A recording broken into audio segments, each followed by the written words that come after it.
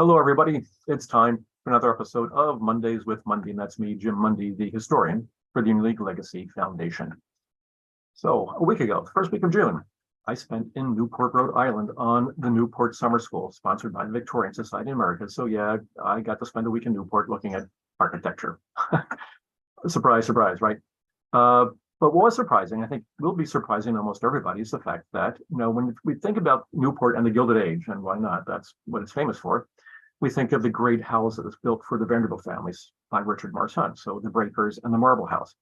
But there are a surprising number of houses in Newport that were designed for Union League families and designed by a Union League architect, Horace Trumbauer. So I thought we'd take a look at those houses, if that's okay with you. So this will be at least a two-part series. So the first part, we're going to talk about two houses, specifically one called Clarendon Court, and the second one, Miramar. And to do that, we need a PowerPoint. So let me share my screen. And there it is. And my slideshow. Okay, come on. Over we go. And here we are. All right. So let's get started. So this is Newport. Now, Newport is on Aquidneck Island, which actually is broken into three different sections. Newport's at the very southern end of the island. And here we have a diagram showing some of the more famous houses. But of course, these houses, the houses we're talking about, are not, unfortunately. But if you look at that road that starts at the Toro Synagogue at the very top and goes down to the very bottom on the right-hand side. So from numbers 3 to 2, that's called Bellevue Avenue. That is the street with all of the great houses on it, including the Breakers and the Marble House. At least you get to the Breakers off of Bellevue. But that's where houses are located, just below the number 2 at the very bottom of your screen. So that gives you some geographical idea about where these houses are located. All right. Now, and again, we talked about Richard Morris Hunt. I'm guessing that most of you in the audience have been to Newport to see these houses. They're worth seeing just because they're fantastic houses. So Richard Morris Hunt died in 1895, and with him went that style of kind of over-the-top architecture and over-the-top interiors and things like that. And Hunt's natural successor was Horace Trumbauer. But in between, in 1897, the American author Edith Wharton, and you're all familiar with Edith Wharton, wrote a book with an architect named Ogden Codman Jr., and it was called The Decoration of Houses. And their point was very plain and simple. Simple is better. You don't need houses jammed full of oversized furniture, oversized tables, all this greenery and stuff like that. Keep it simple. And that's what happened after that. And so the houses that Trumbauer designed are going to have relatively simple interiors compared to things that you would find in the Breakers and the Marble House, for example. So just a heads up there as well. Okie doke. All right, let's get started. So this is called Clarendon Court, but originally it was called Clarendon Court, Claradon Court, because this house was commissioned by Edward Collins Knight Jr., a member we've heard about in the past, good and bad. His first wife was Clara Dwight Knight, and so he named this Clarendon Court originally after his first wife. And this is the Oceanside house that we see right here. So we'll scroll down and we'll take a look at the Bellevue Avenue facade. Now, originally the plot of ground itself was only 2 acres on Bellevue Avenue, but quickly Knight was able to purchase the 6 acres between Bellevue Avenue and the ocean, and that's what we have today. Now, as we know, Horace Trumbauer was most famous for designing houses that his clients wanted, which tended to be reproductions of other houses. Trumbauer was never accused of being original, unfortunately, for better or for worse. So here we have a house that was built in the 18th century called the Hedworth House, built for John Hedworth in Chesterless Street, Durham, England, by the Anglo-Scottish architect Colin Campbell. And ironically, as that house was being torn down in 1903 and 1904, this house was being erected in its place, so to speak. So it's a wonderfully simple house. It's Palladian all the way. Symmetrical. It just doesn't get any better than this. And this is considered Trumbauer's best reproduction of an original house itself. So And you can see why. I mean, it's just magnificent. Now, it's a relatively small house, though, for Newport houses, but that's not bad. So here we go. So this is the house from Bellevue. That's Bellevue Avenue along the bottom of the screen there, and you can see the plot of ground that it sits on. It ends out to the ocean. And here we have it from the opposite side. So that grass, that spit of grass into the right-hand corner is also part of Clarendon Court's property. And if you look at the far left-hand side, you see a house there just on the edge of the screen, and that is Miramar, which is the second house we'll be talking about shortly. All right. Now, of course, the house was meant to be used for entertainment, because that's what Newport was all about. But the Knights quickly discovered that it wasn't quite big enough, and so they brought Trumbauer back in 1908, and he added 2 additional wings. So the house went basically from a U shape to an H shape. So if you look at the diagram, the floor plan in the upper right-hand corner, you can see both the right-hand side. So you have the library and the breakfast loggia. They were added by Trumbauer in 1908, and then he connected them via a loggia in between. And that's how the house stands today. All right. Now, again, very simple interiors at this time. And in the lower right-hand corner, we have an example of the living room, if you will. And it is basically full of Chippendale furniture. So maybe, so quite different from what you find at the Breakers in the Marble House, which was just loaded with oversized furniture themselves. And you can see just very simple decorating, the cornicing, the mantle, the overmantle, all very simple here. And here we have the entrance hall. So the door is behind us. We're looking into the house itself, but you can see a door behind the staircase. And again, nothing more complicated than 2 simple Chippendale chairs. This is the entrance hall in the later 20th century. And you can see how then owners added some stuff to it, including those, Rococo gilded mirror on the wall, the table beneath, and the chairs, but of course the simplicity of the tall case clock and the sculpture. And then this is the entrance hall as it most recently looked before it was repurchased in 2021. And if you look through the door, you can see the ocean itself. So, and then we look to the right and you walk in, and there's the dining room. So let's go there. So this is the dining room in its most recent iteration. And you'll see how, again, in here, the mantle and the overmantle are even simpler than they were originally in 1912, because we're about to see a 1912 photograph of this room itself. You can see it's very functional, very plain, very simple. And this is it. This is the Knights dining room. And you can see how the mantle is a little bigger, the overmantle is still a mirror, but again, back to the Chippendale style furniture. So, absolutely acceptable furniture and decorating for the time period. The large area rug. Living room, again, full of Chippendale, but very simple again. Nothing extravagant at all in this house at that point in time.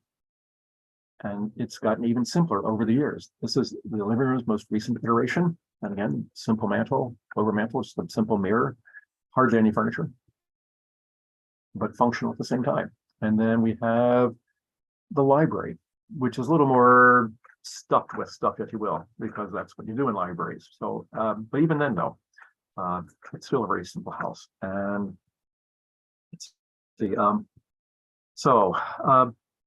Clarendon Court changed names because in 1928, Clara died, and the house was purchased by Colonel William and Mrs. Hayward, and they changed the name to Clarendon Court, the one that has right now, after one of Charles I's prime ministers in England.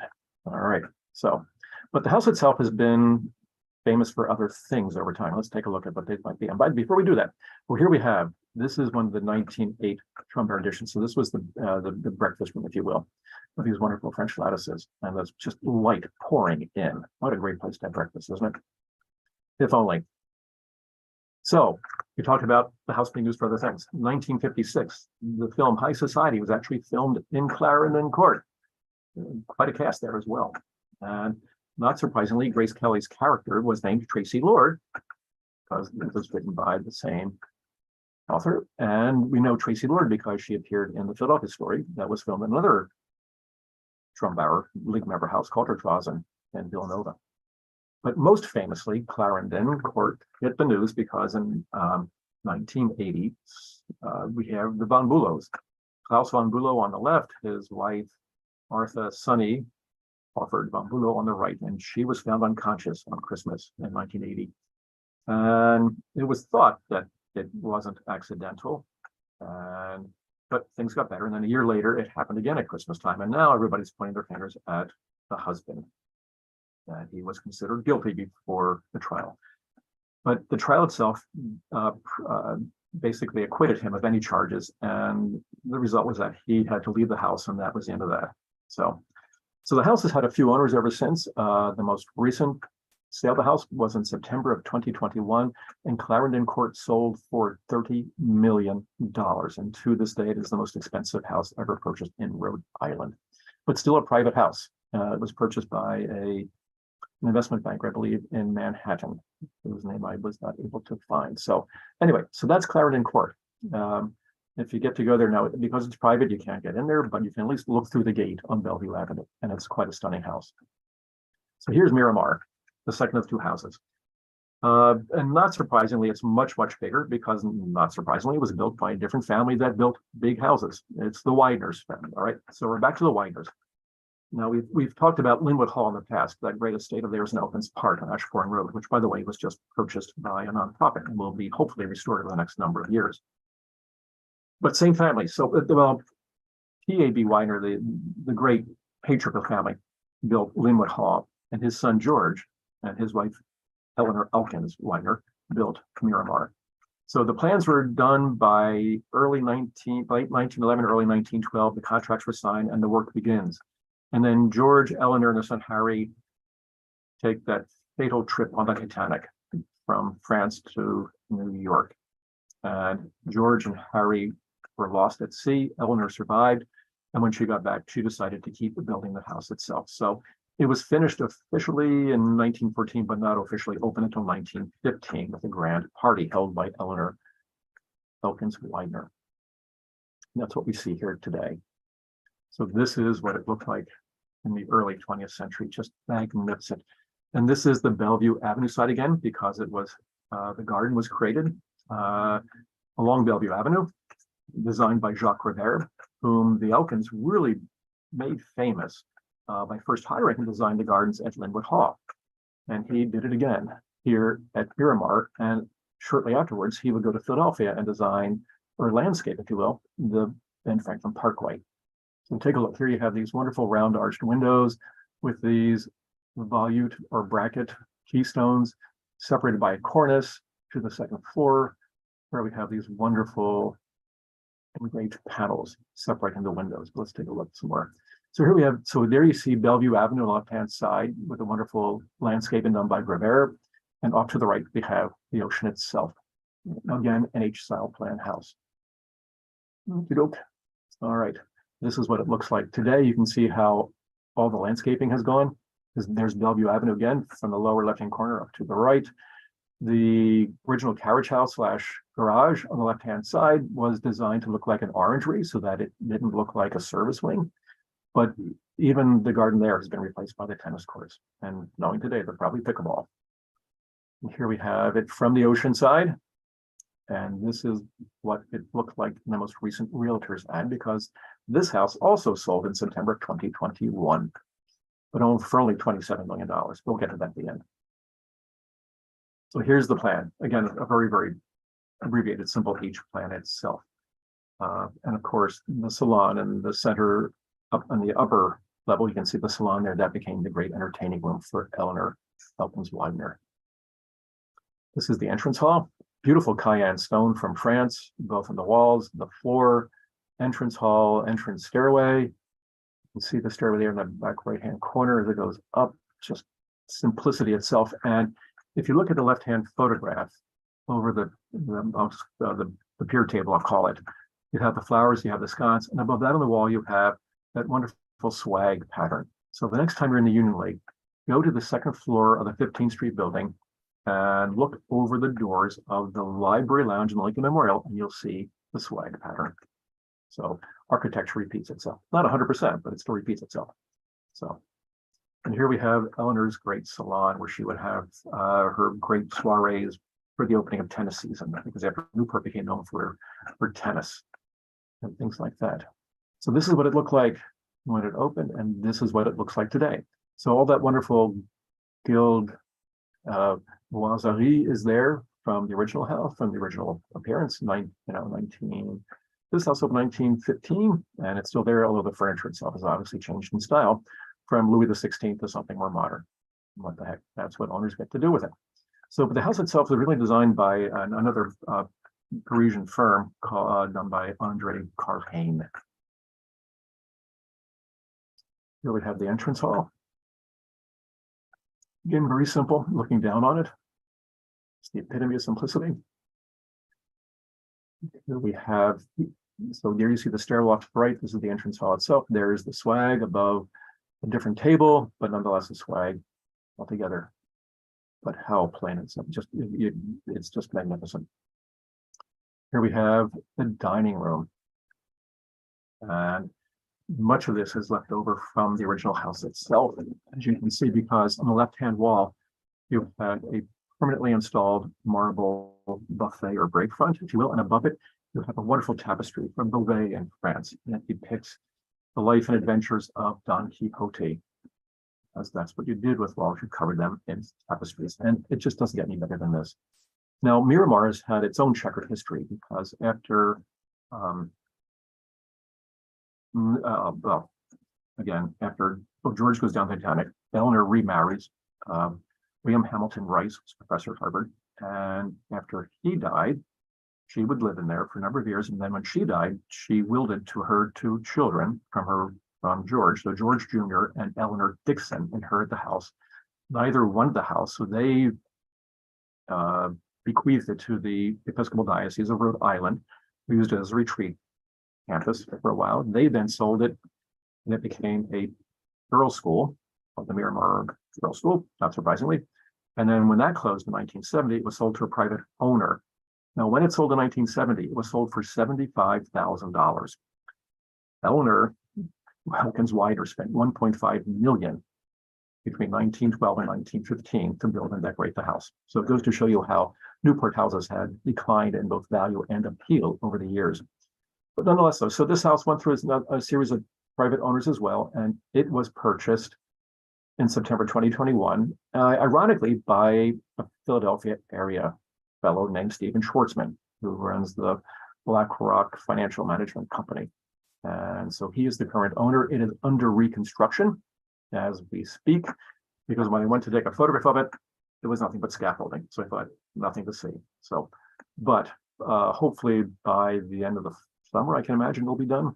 So on that note, if you can't get to Newport, you can read about these books in this about these houses in this wonderful book called American Splendor, the residential architect Horace Trumbauer. So there's more than just the Newport houses in there as well, but definitely a book you want to have in your library if you can do it. So that's our first incursion into Newport with Union League members and their houses.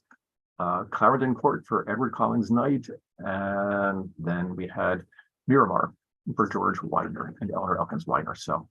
So thank you for watching. Thank you for listening. I hope you found this interesting enough to the point to go there and see them yourselves. So stay tuned. In 2 weeks, we'll see what comes up next. So thank you, everybody. We appreciate your patronage for watching and your support over the years as we are in our 4th year, and we'll see you in 2 weeks. Goodbye.